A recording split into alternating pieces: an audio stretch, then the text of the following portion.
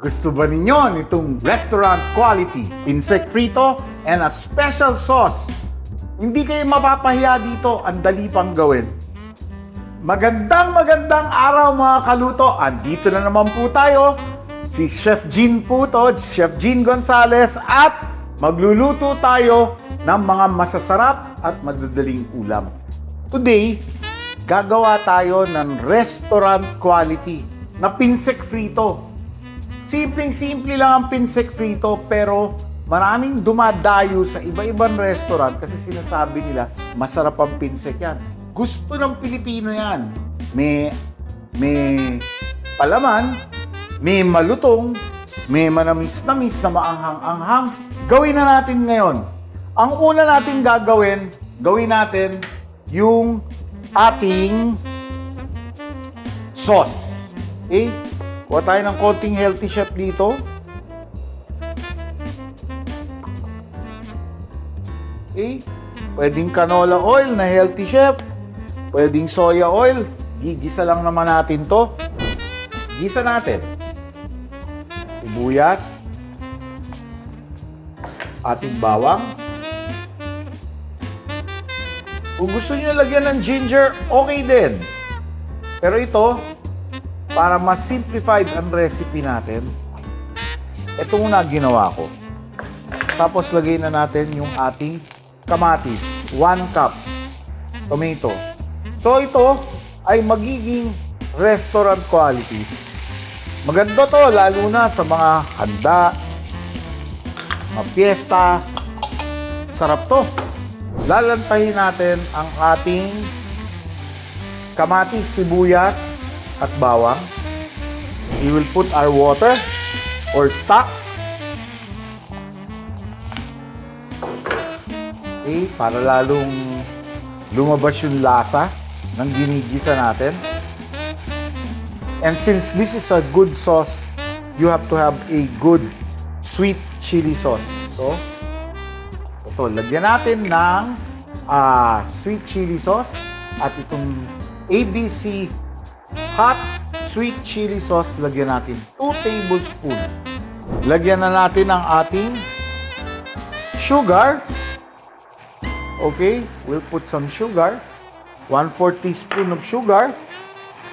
Lagyan natin ng salt, white pepper, and black pepper. Okay. Huli natin itong ating kalamansi and wansoy. And, ayun na po. Restaurant quality siya. So, ayun ang sauce natin. So, initin na natin to. So, ilalagay natin sa food processor. Kung wala pa yung food processor, okay lang, pinuhin na lang ninyo ang tadtad ng ating giniling na baboy at saka ang ating ipon. Ayan. Medyo tadtad pero gusto ko nito medyo paste ng konti para halong-halo ang lasa talaga. Para maganda talaga ang lasa. Pampabasa. Lagyan natin ng egg. Kung ayaw nyo ng pork, lagyan ng chicken. Gamitan ng chicken. Tadtarin lang ng mabuti. Pagkatapos, let's put our onion. Wansoy. Ang chives natin, 1 tablespoon din. Ang shrimp natin, 1/4 cup. Ang chicken or pork natin, 1/4 cup. Lagyan natin ng pampadulas pa ng konti. Lagyan natin ng konting healthy chef oil. Lagyan na natin, finalize na natin ang salt. Ganda timpla nito. Salt, pepper, white pepper and black pepper ginamit ko po. We will lock this up. Oh, ang bilis oh. American Heritage yan. Okay, so, gagawin na natin ang ating pinsek. Itong egg white. Pwede rin whole egg. Kayo bahala. At ito ang ating wonton wrapper. Okay, pwede yung bilog. Pwede yung kwadrado. Kung ano meron mabibili o kung ano meron sa bahay, gamitin. yung palaman natin, ilalagay ko sa corner. Alanganin ang corner. Ayan. Lagay natin sa corner. Alanganin na corner. Ayan. So, lalagyan natin ng kapurit na ating feeling. Maraming mapapakain to. Maraming magiging masaya dito. Paiikutan natin ng egg white. Ito ang lagay ko ng egg white. Kasi, ito po. Press. So, may nakausli na wrapper. Hindi buo ang triangle natin. Bakit ko gustong gawin yan? Para meron pa tayong crispy sa dulo. Okay, check natin yung ating Healthy Chef oil. Kailangan maganda yung oil natin at healthy talaga yung ating oil. Ito, naka-12 na ako. Deep fry na tayo.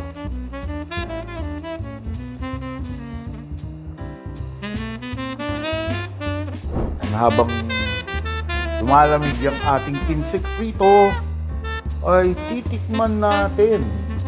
Siyempre, kailangan matikman natin yan dahil itong mga season na to, pag maganda occasion, kailangan meron tayong magandang handa. This is it.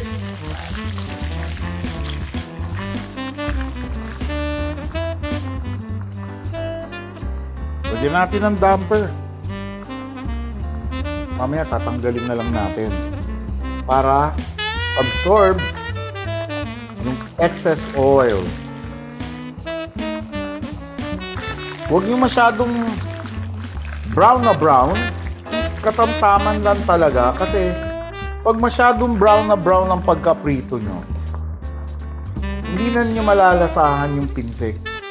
Ladies and gentlemen, is our pinsik frito with our special sauce, restaurant quality. Super sarap. Ladies and gentlemen, watch our next episodes. We've got more wonderful recipes coming up. Thank you and goodbye, everybody.